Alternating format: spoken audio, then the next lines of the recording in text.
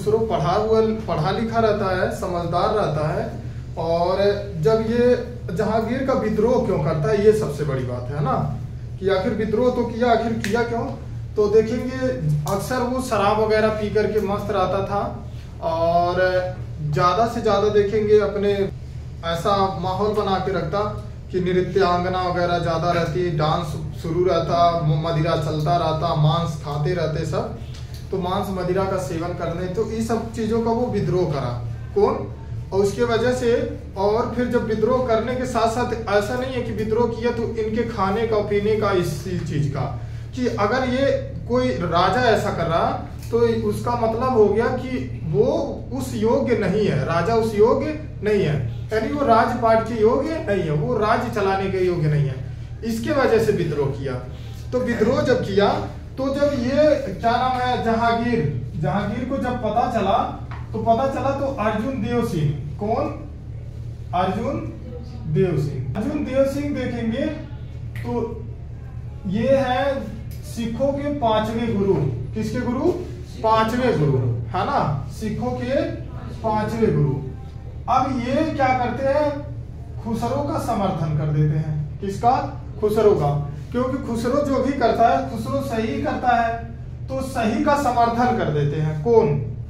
सिखों के 5वां गुरु, सिखों का 5वां गुरु, है ना। तो जब ये इसका समर्थन कर देते हैं, किसका? खुसरो का। किसका? खुसरो का, अर्जुन देव सिंह। इसके वजह से इनको तो क्या करता है, इनको बहुत बुरी मौत देता है। बुरी मौत देखेंगे तो इन्हें क्या करता है, इन्हें तेल तवे पर रख करके, तवा है ना, बड़ा तवा पर रख करके, और उसके बाद से ऊपर से गरम तेल और ऊपर से गरम बालू करके ऊपर डालता है, और पूरा खाल वगैरह गिर जाता है। थोड़ा देर के लिए मूर्छित होते हैं, फिर तड़फड़ा करके मर जाते हैं। ठीक है। और कई जगह आप बुक में पाएंगे कि फांसी की सजा भी दिया था, मतलब मृत्यु की सजा मिली, लेकिन अब देखेंगे बहुत सारे बुक में मिलेगा कि फांसी का सजा दिया था। कौन? जहांगीर। ऐसा कई बुक में मिलेगा। ठीक है। अब अगला देखेंगे तो जब खुसरो इसका विद्रोह किया, कौन? जहांगीर का, तो जहांगीर क्या किया, अपने बेटे का, किसका? खुसरो का आंख पड़वा दिया। क्या किया? आंख पड़वा दिया। अब देखो दो तरीके से भेदभाव किया। अपना बेटा था, मृत्यु की सजा दिया? नहीं दिया। लेकिन यहाँ सिखों के 5वें गुरु थे, इनको क्या किया? मौत की सजा दिया।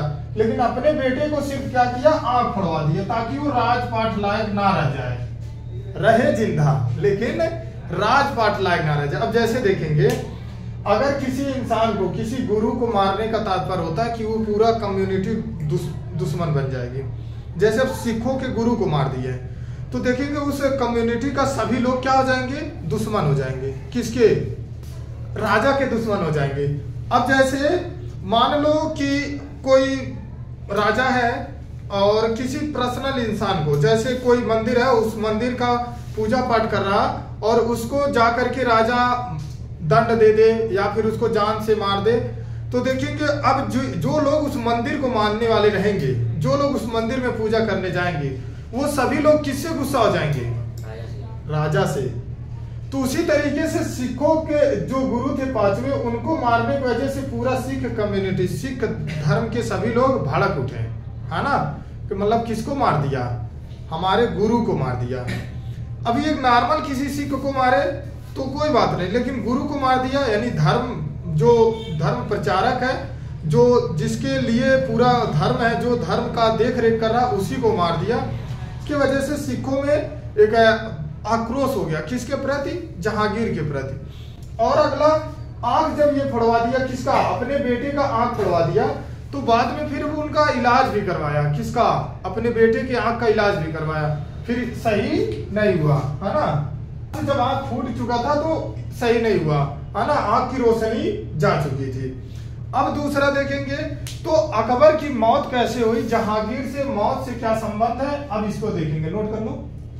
अकबर देखेंगे अपने पिता की कौन, अपने पिता को, जहांगीर अपने पिता अकबर को क्या करता है, वो एक समय होती है सबका, देखेंगे अवस्था आ जाती है, अवस्था आ जाती मतलब देखेंगे कोई भी राजा बनने का योग्य अगर होता तो युवावस्था में होता है। राजपाट किसके लिए होता है, युवा के लिए होता है, क्योंकि तलवार चलाना होता है और एक राजपाट पूरा देखना होता है।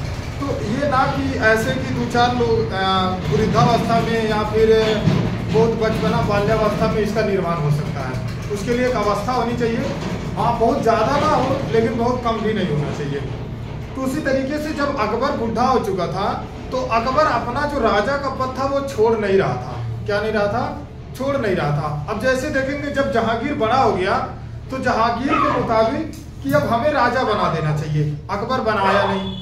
इसके वजह से क्या किया, अपने पिता को क्या किया, जहर दे दिया। अब देखेंगे इतिहास सबसे बड़ा यहाँ मोड़ लिया, एक ऐसा राजा अकबर जिससे राजपूत दोस्ती करके रखे रहते थे, वो भी राजपूतों से दोस्ती करके रखा था। बड़े बड़े राजा उससे थर्राते थे, बहुत से ऐसे राजा जो उससे डरते थे। लेकिन देखेंगे सबसे खास आदमी, सबसे खास मतलब अपना खुद का बेटा ही उसके साथ छल कर दिया और उसको मारने में सफल हो गया, है ना। इसीलिए इतिहास एक ही चीज सिखाता है, इतिहास कि आप कुछ भी करें लेकिन हमेशा आपको अपने इंसान से सतर्क होना चाहिए। जब भी आपका बगिया उधड़ेगा वो कौन उधड़ेगा, अपने इंसान, अपना ही, वो कोई खास होगा। क्योंकि देखेंगे अगर आपके सामने से कोई युद्ध करने आ रहा, आपको मारने आ रहा, तो आपको दिखेगा कि हाँ मारने आ रहा, आप उसका रिप्लाई कई तरीके से दे सकते हैं। या फिर आप हथियार से दे सकते हैं, है ना, उसके पास कैसा हथियार है, या फिर आप साइड हो सकते हैं, आप भाग सकते हैं, मतलब आपके पास जान बचाने का चांस रहेगा, है ना, आत्मरक्षा करने का मौका मिलेगा। लेकिन अगर जब कोई आपका अपना आपको मारेगा तो आपको पता नहीं चलेगा, जब प्राण निकलना होगा तब पता चलेगा। अब जैसे अगर आपके साथ में कोई है, आप किसी के साथ में रात में गए और वो आपको रात में ही या फिर वहीं आपको निपटाना चाहता है, जहाँ गए हैं वहां अगर आपको मार करके वो फेंक दे तो क्या आपको डाउट होगा पहले से कि ये हमें मारने के विचार में है? कभी नहीं होगा। और उसी तरीके से अगर आपका कोई सगा इंसान जो आपका खास दोस्त हो और आप बहुत सारी बातें अपनी उसको शेयर कर रखे हो और जिस दिन वो आपका विद्रोही हो गया, एक को बात आपका छिपेगा, सारा बात डालेगा, वो एक को छिपेगा नहीं। और आप उस समय बताए क्यों है उससे सारा खास बात कि आप उसको अपना मानने लग गए हैं कि मतलब हमारा एकदम बिल्कुल सगा है, हमारा बिल्कुल घनिष्ठ मित्र है। लेकिन जैसे ही आपसे वैमनस्यता बढ़ी उससे, फिर वो आपको छोड़ेगा। अभी आपसे व्यवहार कर रहा, रिएक्ट कर रहा किस प्रवृत्ति से? क्योंकि आपका और उसका जम रहा, आपसे उसका रिश्ता बढ़िया है, उसके हिसाब से बढ़िया है। और जैसे ही बिगड़ गया तो पहले अच्छा वाला थोड़ी सोचेगा, फिर ये सोचेगा कि अब हमारा ही नुकसान किया, नहीं भी किया, अब हमसे नहीं बोलते हैं, तो थोड़ा सा दूरी से सोचेगा। फिर उसका जब भंडाफोड़ करेगा फिर क्या होगा? कुछ बचेगा नहीं। और फिर वो जो बातें कहेगा उस पे अन्य लोग विश्वास भी करेंगे। विश्वास इसलिए करेंगे क्योंकि वो जानते हैं कि उसके साथ रहा, वो जो भी कहेगा सही कहेगा, है ना। इसके वजह से उस पर विश्वास भी लोग करेंगे। तो जब भी बगिया उधारता है, आपका खुद का इंसान उधारता है। इसीलिए आपको इतिहास से ये सीखना चाहिए इस पॉइंट पे कि आपको हमेशा अपनों से सतर्क रहना चाहिए। अब जैसे देखेंगे बहुत सारी बातें अपने तक ही सीक्रेट उसको रखना चाहिए, अपने तक ही छिपा करके रखना चाहिए। बहुत सारे ऐसे काम होते हैं वो अपने तक ही शेयर रखना चाहिए। और ऐसे बहुत सारे पॉइंट होते हैं, ऐसे बहुत सारे मोड़ आते हैं जो सिर्फ आपके पास ही सुरक्षित रह सकता है। क्योंकि अगर जो चीज आपके पास खुद नहीं सुरक्षित है, आप दूसरे को दे करके चाहें कि वो सुरक्षित रखे, तो ऐसा हो सकता है नहीं। उसी तरीके से देखेंगे महिलाओं के पास, देखेंगे कोई एक महिला दूसरे महिला से बताती है कोई बात कि ये बात हम सहेली आपको बता रहे हैं, दूसरे से नहीं बताना है। अब ये बात उसको पता है, अब ये बात जाएगी उसका भी, क्योंकि हर एक खास का कोई खास होता है ना। ऐसा नहीं है कि सिर्फ आप ही दोनों खास हैं। अगर आप एक दूसरे के खास हैं तो उस दूसरे इंसान का भी कोई तीसरा खास है, तो फिर वो जाएगी अपने किसी दूसरे सहेली से बताएगी और वो भी यही बात बताएगी कि किसी से बताना नहीं है। उसी तरीके से वो भी जाएगी किसी और को बताएगी और वो यही बात बताएगी बताने के बाद से कि ये बात किसी से बताना नहीं। अब ये बात सबको पता हो जाएगी, लेकिन ये चीज भी सबको पता रहेगी कि किसी से बताना नहीं है। अब पता सबको है ना, कोई ऐसा नहीं छूटा है जिसको नहीं पता है। और इसके पीछे देखेंगे आप, थोड़ा सा वेद पुराण में जाएंगे तो इसके पीछे ऐसा माना जाता, जो माता कुंती थी, कुंती का पुत्र कौन था? जो सीक्रेट पुत्र था। सीक्रेट पुत्र मतलब देखेंगे जो सूर्य पुत्र था, सूर्य पुत्र कर्ण, है ना, महाराज कर्ण, शूद्र पुत्र और सूर्य पुत्र भी माना जाता है। किसको? कर्ण को। तो कर्ण जब उसकी माता उसको बताती है कर्ण को, है ना, कि तुम हमारे पुत्र हो, तो वो कब जानता है? जब तकरीबन 25 से 30 साल की अवस्था होती है, तब 30 साल की अवस्था में पता चलता है कि हम किसके बेटे हैं। और ये बात फिर पता चलता है युधिष्ठिर को कि कर्ण हमारा भाई है।